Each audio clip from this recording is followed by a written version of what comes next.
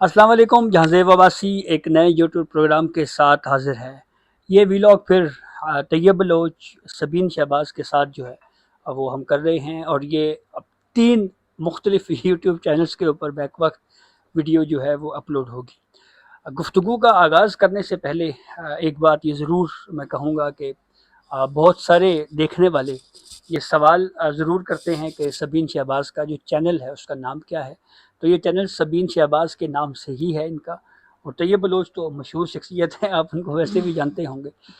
تو طیب اور سبین، آج کی جو ہماری گفتگو ہے اس پہ ایک تو ٹاپک یہ ہے کہ وزیر اعلیٰ خیبر پختونخوا علی امین گنڈا پور کی تبدیلی کے حوالے سے بہت زیادہ ڈسکشن چل رہی ہے.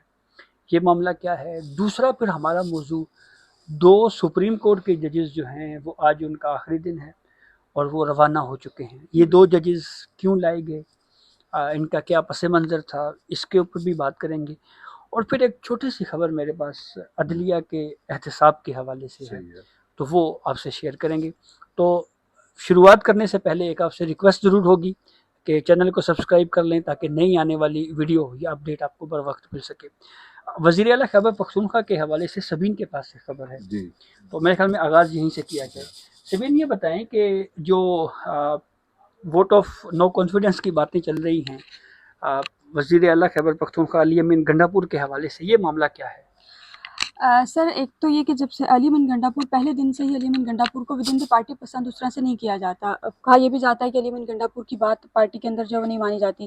دوسرا، کچھ لوگ یہ بھی کہتے ہیں کہ جب عمران خان سے ڈیالوجر ملنے جاتی ہے، پارٹی کی قیادت ہو گئی ہے، وکلا کی ٹیم ہو گئی، تو وہ عمران خان کو جا کر نارملی یہی ہے کہ علی امین گنڈا پور کی شکایت لازمی لگائی جاتی ہے. بجٹ سیشن کے حوالے سے بھی کچھ اطلاعات آئیں کہ عمران خان کو جو علی امین گنڈا پور کی جا کے شکایت لگائی گئی ہے. علی امین گنڈا پور کا کردار پہلے ہی مشکوک تھا، لیکن جب وہ اسلام آباد آئے اور پھر وہ آدھے راستے سے واپس چلے گئے اور پھر اچانک کے اسمبلی میں وہ تقریباً 24 گھنٹوں بعد نمودار ہوئے تھے اور انہوں نے کہا تھا کہ میں 12 ضلع کراس کر گئے. اس کے بعد پارٹی کے اندر ان کی ورتھ بالکل زیرو ہو گئی، ختم ہو گئی. اس کے بعد سے ووٹ آف نو کانفیڈنس کی جو باتیں ہیں وہ چلنا شروع ہوئی، اور اب سینٹ الیکشن سے پہلے ووٹ آف نو کانفیڈنس کی جو باتیں ہیں وہ پیک پر جا پہنچی.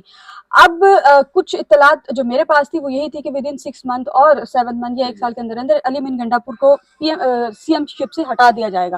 مراد سعید صاحب سینیٹر بھی منتخب ہوئے ہیں، ان کی جانب سے ایک ویڈیو پیغام ہے اور اس میں انہوں نے ایکس پہ شیئر کیا. انہوں نے کہا کہ 3 سے 4 مہینے میں کے پی کے میں پاکستان تحریک انصاف کی جو گورنمنٹ ہے وہ ختم ہونے جا رہی ہے اور ختم ہوتی نظر آ رہی ہے.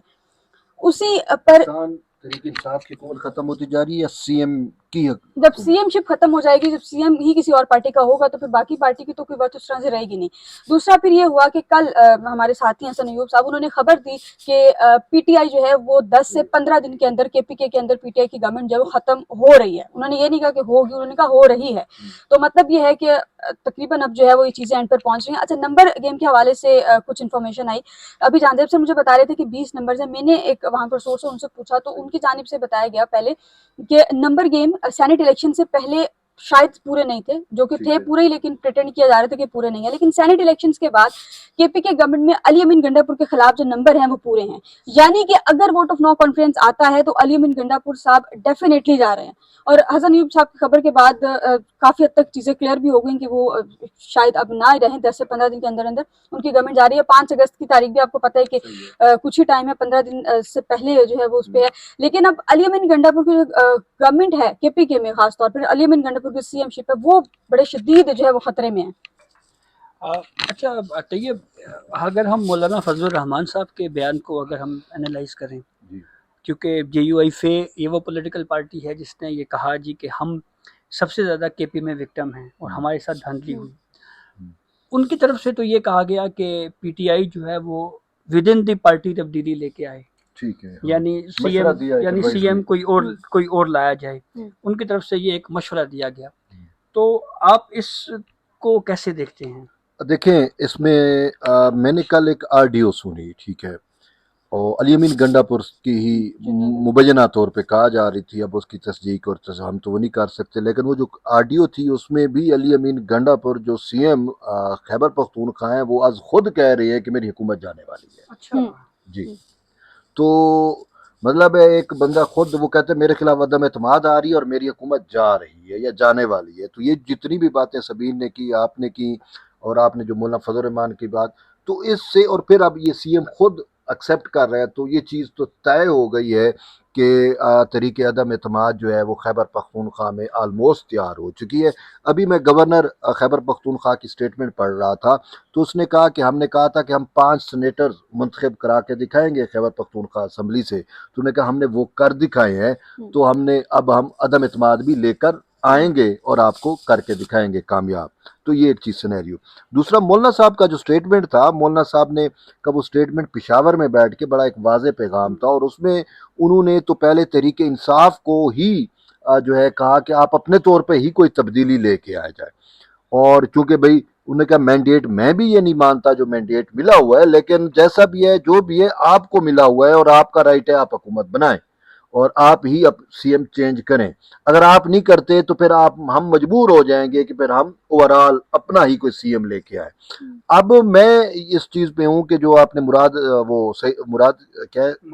مراد سعید کے سٹیٹمنٹ کی بات کی، تو کیا آیا تحریک انصاف اپنے طور پہ اپنا سی ایم چینج کر کے مطلب ہے اس کے کہ کسی اور کو سی ایم بنا دیں، تحریک عدم اعتماد اس کے خلاف آ جائے اور پھر پی ٹی آئی اپنا کوئی اور سی ایم لے کے آ جائے جو قابل قبول ہو ورکرز کے لیے باقی چیزوں کے لیے؟ ایک تو یہ سینیریو ہے۔ دوسرا سینیریو یہ ہے کہ یہ جو اپوزیشن جماعتیں ہیں، پی ایم ایل این ہے، پاکستان پیپلز پارٹی ہے، جے یو آئی فے ہے اور چھوٹی اے این پی وغیرہ، اور یہ چھوٹے، تو یہ جماعتیں مل کے کوئی اپنا سی ایم لے کے آ سکتی ہیں۔ تو اس میں جو مجھے لگ رہا ہے کہ جو اوورال کہ within P T I C M کا دوبارہ آنا، مجھے نہیں لگتا کہ وہ ہوگا قابل عمل، اگرچہ مولانا صاحب نے کہا، لیکن میں یہ سمجھ رہا ہوں کہ شاید مولانا فضل الرحمان اپنا ہی کوئی سی ایم لے کے آ جائے۔ اگر آپ دیکھیں کہ Peoples Party P M L N اور جے یو آئی میں یہ جو ایک سیٹ کا مسئلہ تھا مخصوص نشستوں میں، تو بڑا گریس کا بھی مظاہرہ کیا گیا، تو اب مجھے یہ لگ رہا ہے کہ شاید جے یو آئی سے ہی وہاں سے کوئی سی ایم ہو سکتا ہے۔ جو پی ایم ایل این کی خواہش ہے، جو پیپلز پارٹی کی خواہش ہے، وہ تو یہی ہے مولانا صاحب کو کہ آپ صوبہ سنبھالیں، اور آپ ہی چونکہ پہلے رائیول رہے ہیں اس کے طریق انصاف کا الٹرنیٹو اسی کے ساتھ ہے، اور مولانا صاحب یہی کہتے ہیں کہ میرے مینڈیٹ پہ ڈاکہ ڈال کے پی ٹی آئی کو جتوایا گیا، تو یہ ایک صورتحال ہے۔ ورنہ ہو سکتا ہے کہ جو پی ٹی آئی کا اپنا بھی سی ایم آ سکتا ہے، لیکن اس کے چانس بڑے کم ہیں۔ ویسے بھی طیب، جب سے مولانا فضل الرحمان کا یہ بیان کہ جی یہ گڈ طالبان، بہر طالبان، اور پھر اس کے بعد کہ جی لوگوں کو پکڑا جاتا ہے اور ایجنسیز مداخلت کرتی ہیں کہ ان کو چھڑوایا جائے، اس کے بعد سے یہ discussion vote of no confidence والی کافی پیک پہ ہے۔ اچھا، 2 ججز ہمارے سپریم کورٹ کے ایسے ہیں جن کا آج 28 جولائی کو آخری دن ہے۔ اس کا تھوڑا سا بیک گراؤنڈ ہم اپنے ناظرین سے ضرور شیئر کرتے ہیں۔ سابق چیف جسٹس قاضی فائز عیسیٰ صاحب کے دور میں اس بات کو محسوس کیا گیا کہ سپریم کورٹ میں جو فوجداری کیسز ہیں ان کی تعداد میں کمی لانے کے لیے ہمیں کچھ ایکسپرٹس فوجداری کیسز کے لیے ججز چاہیے۔ اس کے لیے پھر 2 ججز ایڈ ہاک کے طور کے اوپر سپریم کورٹ میں 1 سال کے لیے اپوائنٹ کیے گئے۔ کانسٹیٹیوشن ایڈ ہاک جج کی پرمیشن دیتا ہے، جسٹس سردار طارق مسعود صاحب اور جسٹس مظہر عالم میاں خیل صاحب۔ ان دونوں ججز کو آج 28 جولائی کو جو ہے وہ ان کا 1 سال کا ٹینیور ختم ہوا ہے، تو ابھی انفارمیشن یہ ہے کہ ان کو فیئر ویل بھی سنایا دیا جا رہا ہے۔ کچھ ہسٹوریکل واقعات ضرور ہیں جو آپ سے شیئر کروں گا۔ جب ان کی اپوائنٹمنٹ کا معاملہ جوڈیشل کمیشن میں ڈسکس ہو رہا تھا تو جسٹس منیب صاحب نے ان کی مخالفت کی۔ طارق مسعود مجھ سے سینئر رہے ہیں، اب سینئر کیسے؟ جی، اور پھر اس کے علاوہ جہاں پہ یہ معاملہ ہے وہیں پہ اس کے ساتھ ساتھ ایک چیز اور بھی ہم نے دیکھی کہ آپ کو یاد ہے ایک اجلاس ہوا تھا فل کورٹ میٹنگ کا، تو اس فل کورٹ میٹنگ کے اندر جو ہے وہ ان 2 ججز نے بھی شرکت کی ہے، ڈاک ججز نے، لیکن پھر اس کے بعد یہ دونوں جج صاحبان جو ہے وہ اٹھ کے آ گئے تھے۔ تو میں نے جو اپنے طور کے اوپر چیک کیا تو پتہ یہ چلا، کیونکہ دوسری سائڈ سے طیب بلوچ صاحب یہ پورٹریٹ شاید کیا جاتا رہا ہے کہ شاید نہ یہ کوئی فار فائنینشیل نیڈ جو ہیں یہ ججز آئے ہیں، حالانکہ میری اطلاع کے مطابق کہ دونوں ججز صاحبان جو سینئر ججز ہیں یہ صرف ایک جسے کہتے ہیں نا ایک دوستی میں، وہ قاضی فائز عیسیٰ صاحب کے ساتھ ان کا ایک پرسنل وہ تھا، تو وہ اس وجہ سے جو ہے یہ دونوں ججز جو ہیں وہ آئے تھے۔ تو اب تقریباً کہا جاتا ہے جی کہ 2000 کے قریب فوجداری کیسز جو ہیں وہ انہوں نے سنے ہیں. اور ان کے بارے میں پھر ایک بات یہ بھی آئی جی کہ یہ انتہائی جو کرونیکل نوعیت کے پرانے کیسز تھے وہ ان 2 ججز کے سپرد کیے گئے جس پہ انہوں نے کیس کیا سنا.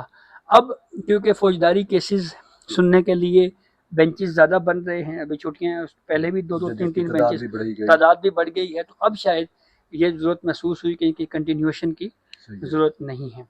اچھا, اب آخر میں وائنڈ اپ کرنے سے پہلے ایک چھوٹی سی خبر, اس پہ آپ کچھ کمنٹ کرنا چاہیں جیسے سجاد طارق صاحب اور دوسرے جو جج صاحب ہیں ان پہ؟ بیسیکلی میرا اتنا ہی ہے کہ وہ بیک گراؤنڈ ہے ہسٹوریکلی کہ ان کی جب اپوائنٹمنٹ ہو رہی تھی, اور وہ اپوائنٹمنٹ یہ تھی, وجہ یہ تھی, ریزن یہ تھی کہ اس ٹائم ججز کی تعداد ایک لمیٹڈ تعداد تھی, یہ بڑھائے نہیں تھے. اب تو 33 سال موسٹ ہو گئے ہیں, تو اس ٹائم جو ہے وہ 17 کا تعداد تھا ٹوٹل. اور اس میں جو ہے وہ صورتحال یہ تھی کہ جو سپریم کورٹ کے اوپر دباؤ تھا, مقدمات کا بوجھ تھا, وہ بہت زیادہ تھا.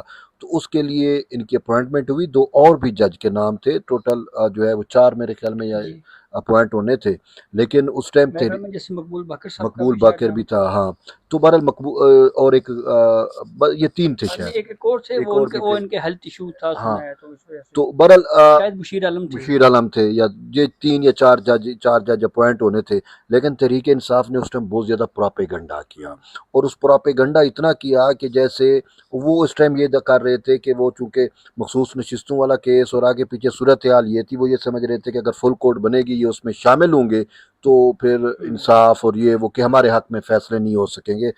تو اس وجہ سے پھر مقبول باقر اور جج انکار کر گئے. لیکن ان کی گریز تھی کہ یہ آئے, اور یہ صرف پرسنل دوستی پہ نہیں آئے. بیسیکلی یہ سپریم کورٹ کسی کی ماں کی جگیر نہیں ہے, یہ کانسٹیٹیوشن آف پاکستان اور آئین پاکستان کے تحت یہ عوام کی ہے سپریم کورٹ, اور عوام کے لیے ہی وہ آئے, اور عوام کے جو بوجھ تھا مقدمات کا جن کو, اس کے لیے ہی انہوں نے جو ہے وہ حامی بھری تھی, پبلک انٹرسٹ میں آئے تھے.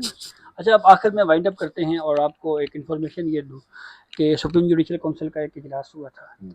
اس اجلاس میں ہم نے یہ تو خیر رپورٹ کیا جی کہ کچھ چیزیں جو ہے وہ کنسیڈر کی گئیں, کچھ جائزہ لیا گیا. تو کہا یہ جا رہا ہے کہ جن شکایات کے اوپر جائزہ لیا گیا ہے ان میں سے اسلام آباد ہائی کورٹ کے ججز کے خلاف بھی کچھ کمپلینٹس ہیں جو زیر غور آئی ہیں. اب یہ دیکھنے والی بات ہے کہ آگے پروسیڈ جو ہے وہ اس کو سپریم جوڈیشل کونسل کس طرح کرتی ہے. نہیں, یہ میں نہیں سمجھا کہ وہ جو سپریم جوڈیشل کونسل کا اجلاس ہوا تھا اس میں کتنی شکایات تھی اوورال جن کا جائزہ لیا گیا تھا. لیکن وہ تو پریس ریلیز میں ساری چیزیں وہ تھیں. تو آپ کیا سمجھ رہے ہیں کہ ان ججز کا بھی اسی میں ڈسکس کیا گیا تھا؟